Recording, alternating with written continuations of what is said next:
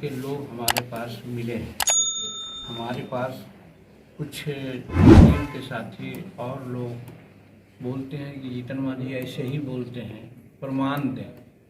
तो हमारे पास प्रमाण है और प्रमाण का जिस यही है कि 11 एवं 12 के शिक्षकों का दस्तावेज सत्यापन, जिसको डीवी कहते हैं, के दौरान कुल 1698 अभ्यर्थी अयोग्य पाए गए हैं, जिसकी सूचना सोशल मीडिया पर उपलब्ध है।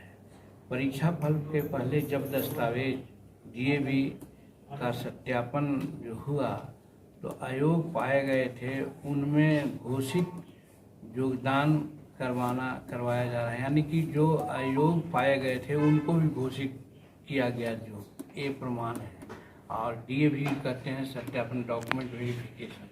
तो हमारा कहना है कि हर परीक्षाएं में कम से कम 5% से 10% लोग अनुपस्थित रहते हैं।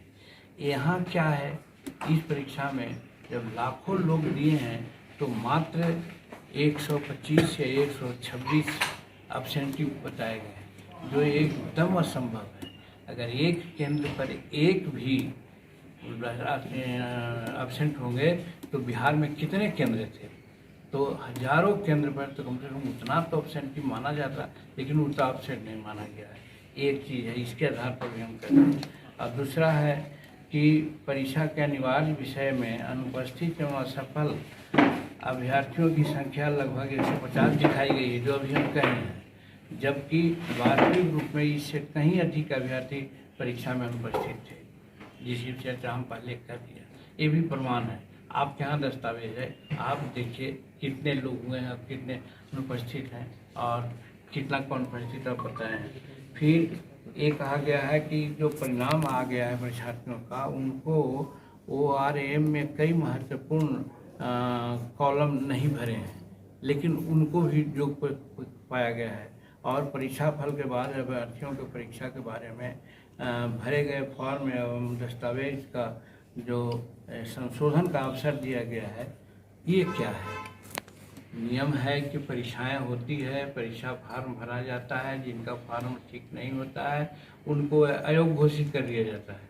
अब आप यहाँ रिजल्ट घोषित हो जाने के बाद उनके दस्तावेज को पुनः आप वेरिफिकेशन करवाते हैं और सत्यापित कराते हैं, ये क्या मतलब है? इसमें कहीं ना कहीं अनियमितता की बू आती है।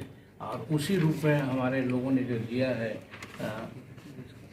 डेट ऑफ बर्थ के बारे में बोला है, उसमें एक जगह बात आई है,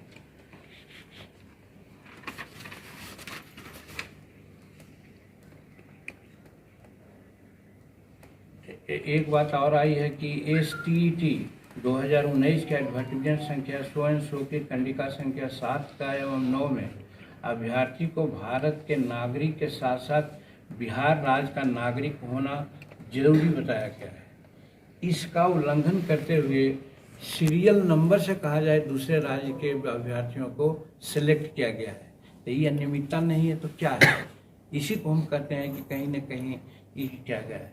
दूसरा चीज़ में है कि STET 219 में सम्मिलित होने की आयु 1/8/98 के पूर्व की थी, जबकि इसके बाद जन्म लिए अभ्यर्थी मेधा सूची में शामिल किए गए हैं। समझी गई हुई बात हमारी कि हमारी बात ये नहीं है। STET 2019 में सम्मिलित होने की आयु 1/8/1998 की पूर्व की थी, एडवर्टीजमेंट की बात थी। और इसमें जो बहाल किया गया है उसके बाद में जन्म लिए हुए लोगों को मेधा सूची में शामिल किया गया। ये प्रमाण नहीं तो और क्या है, एक चीज़ है। और इसी तरह से हमारे पास पूरा डॉक्यूमेंट है जो बिहार पब्लिक सर्विस कमीशन के लोगों को देंगे और उसमें बताएंगे। सबूत है हमारे पास कि काफ़ी धांधली हुई है, इस धांधली को सुधार करना चाहिए। और सुधार करने के बजाय फिर सुनते हैं कि डेट उन्होंने तय कर लिया है कि अमुक डेट से परीक्षा होगी। तो मेरा कहने का मतलब कि जिस प्रकार से पहले परीक्षा आप लिया है उसी प्रकार से फिर परीक्षा लीजिएगा, उसी पर क्या अनियमितता होगी। इसीलिए हम समझते हैं कि यह अन्याय हुआ है। और एक चीज़ और है, माननीय उच्च न्यायालय पटना का आदेशानुसार बिहार पब्लिक सर्विस कमीशन में TRE एडवर्टीजमेंट 26/2023 के में सिर्फ संगीत विकास विषय के अभ्यर्थियों को STET 203 में उत्तीर्ण प्रमाण पत्र जो वेरीफाइड कॉपी का योग माना गया है, माने उस डेट के बाद माना गया है, और बाकी सबको नहीं माना गया है। लेकिन इसी संगीत टीचर के जो हड़ताल दिखलाई गई है उसी के अनुरूप मान करके दूसरों को भी दिया गया है। उसमें देखिए अनुलग्न 12 में उसका नाम दिया गया है। और फिर ये भी मान लिया गया, सत्यापित किया गया है, जिसमें NCA या EWA या डोमेस्टिक सर्टिफिकेट 12/7/23 के बाद का है। ऐसे लोगों को बाहर का रास्ता दिखाना विभाग के ढुलमुल नीति या योग्य अभ्यर्थियों को नुकसान पहुंचाने गया है। हमारा कहने का मतलब है कि काफ़ी है, और इसी में हम लोग इसको जोड़े हैं और जोड़ करके दे रहे हैं, और पूरा एक सबूत है, और इसकी जांच हो, और ये जांच होने के बाद यानी इसका फलाफल आने के बाद ही कोई नई परीक्षा ली जाए, ये उचित होगा। और नहीं तो पहले परीक्षा ले जाने का मतलब है कि आप लिपापोती पहले भी किए हैं, फिर भी लिपापोती किए हैं, ये हमको इस समझ में करना।